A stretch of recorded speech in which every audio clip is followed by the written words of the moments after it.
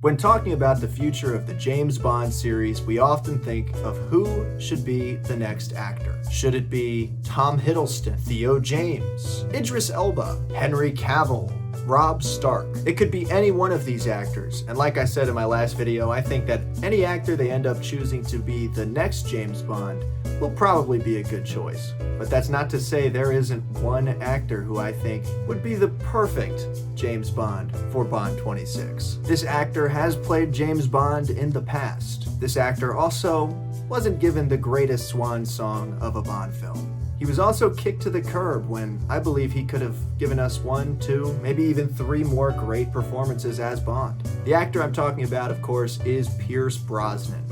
So, should Bond 26 feature the return of Pierce Brosnan as James Bond himself? Let's find out.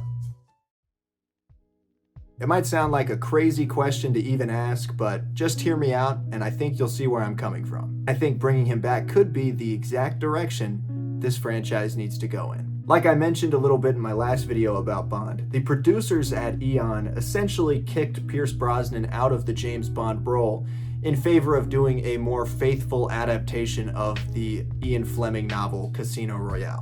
In the novel, James Bond is said to be a new recruit and not the seasoned vet that Pierce Brosnan would have been at that point. This has always bugged me since the adaptations of Ian Fleming's other works were very loose, if adaptations at all. I mean, The Spy Who Loved Me basically shares nothing with the book outside of the title. While Eon hasn't really been known to give the fans what they've wanted in the past few years, they have been known to follow any and whatever trend they can in Hollywood. Think about it, with Skyfall they tried to emulate the styles of Christopher Nolan and some plot elements or imagery from a film like The Dark Knight, and in Spectre they basically tried to create a cinematic Bond universe, loosely tying all of Craig's previous films to that one. Well, what's been a popular trend in Hollywood this past decade? Legacy sequels. When a franchise is dying, like the Bond franchise seemingly is to a lot of fans, it doesn't hurt to inject a little bit of nostalgia into its behind. Bringing back Pierce Brosnan would inject that bit of nostalgia into the franchise that could save its life. For instance, take a look at this past summer's Deadpool and Wolverine, which brought back Hugh Jackman in his most iconic role. The movie did big numbers financially and was a pretty big hit with critics too. Though it wasn't a profound movie by any means, it was a fun time in the theater, and Jackman was great to see again as Wolverine. Now, I don't think Pierce Brosnan should be the next James Bond by any means, but I think we should see his character back for one last mission. As discussed in my last video, the producers at Eon seem to have a hard time deciding where to take the character next. And in the meantime, why not give us a one-off film starring Pierce Brosnan, who many consider to be the best James Bond? At least on paper, the quality of his films definitely varies from person to person.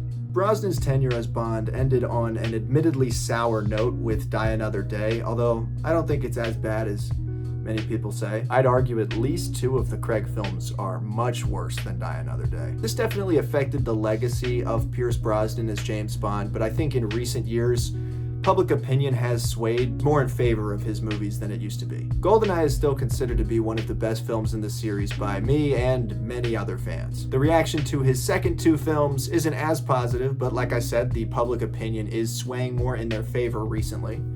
And Die Another Day is, well, it's not great. But overall, the hype for the Brosnan era of Bond is growing, especially since that latter half of the Craig era.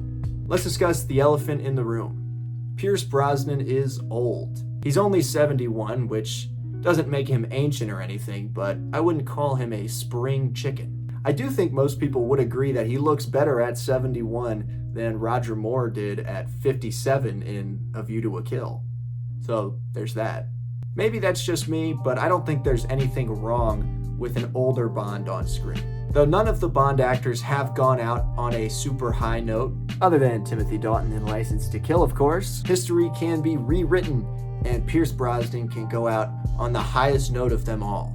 So what exactly could a modern Pierce Brosnan Bond film look like? I'm not exactly sure, but I do have a few ideas of what could make for a pretty unique Bond experience. Of course, I'm talking about the Bond experience of being in a movie theater and not David Zaritsky. Firstly, how should the film address Pierce's age? Nearly 30 years ago, in Brosnan's first Bond film, GoldenEye, there was mention of Bond being a relic of the Cold War, as Judi Dench's M put it. If the films were already talking about Bond being outdated, maybe it's not a great idea to focus the plot on that, but I do think it should be mentioned in passing, maybe for more comedic moments. The age thing with Bond has been a frequent theme in some of the recent films, with Skyfall focusing on Bond being, past his prime, even though he had kind of just started being an agent a couple years ago. No Time to Die had Bond retire and die, so I think the series should shy away from focusing too heavily on his age. Something akin to Murtaugh in Lethal Weapon, where maybe he says, "I'm getting too old for this," and doesn't spend hours talking about his dead family or something like that, as a lot of movies about old people tend to do. Sure, Brosnan isn't as spry as he used to be, but he's still capable in action films. Just take a look at Martin Campbell's The Foreigner from 2017, where Pierce Brosnan definitely still has it. I think Brosnan is the perfect actor to bring back the fun in James Bond. His films weren't the most thought-provoking or most profound, but they were very fun to watch, and still are. The action was great. There were, beautiful women, fun bad guys, cool gadgets.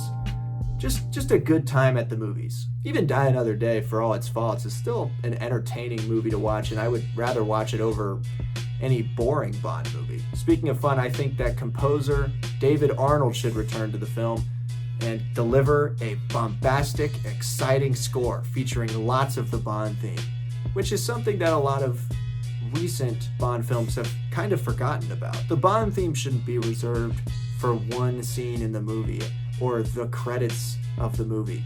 The Bond theme should be when Bond is doing cool shit. Bond used to walk around an airport and his theme song would play. The whole thing would play. All the brass, all the music, all the instruments would come in. It was awesome. It was a little out of place, and it would be kind of weird if that happened in a modern movie, but use the theme sometimes. It's iconic for a reason. As for the story, it could really be about anything.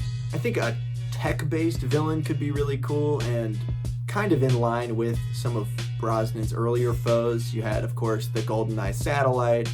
You had a kind of media mogul with Elliot Carver in Tomorrow Never Dies. And you had Gustav Graves and whatever the hell this thing was. A tech-based villain could kind of contrast the old styles of being an agent and maybe a more modern world, which I know Spectre tried to tackle, but it failed miserably in doing so, and I think it's an interesting enough premise to where you could go ahead and try it again. It's been almost 10 years since that movie, and I don't think anybody remembers much of the plot from Spectre. I mean, every time I turn that movie on, I have a real hard time trying to stay awake. I always thought a villain sort of in the style of Elon Musk would be really cool for a Bond film, doing kind of a modern tech-based billionaire with an eccentric sort of robotic personality would be pretty cool, and would be a fun threat for James Bond to go up against. And as silly as it might sound after the grounded era of Bond we've just been through, I think maybe some sci-fi elements could add a lot to this movie. I've never had a problem with Bond going a little bit into the science fiction realm, just not too out of reality to be laughable. This film would be a mix of old and new. It would be kind of modern, but a nice throwback to the 90s and early 2000s, and I think it's what Bond fans really would like to see. Brosnan is still a great age to play the character. Do I think this is really going to happen? No, I doubt it, but you have movies like No Way Home and, like I said earlier, Deadpool and Wolverine, and those brought back old actors that people missed in famous roles. And why not? Why not bring back Brosnan in the old original Bond continuity for one last adventure and then reboot the series again with somebody much younger? Give him the swan song that I think he deserves, and I honestly think the producers owe him. That's kind of my take for this video. Let me know what you guys think down below. Do you think I got it right?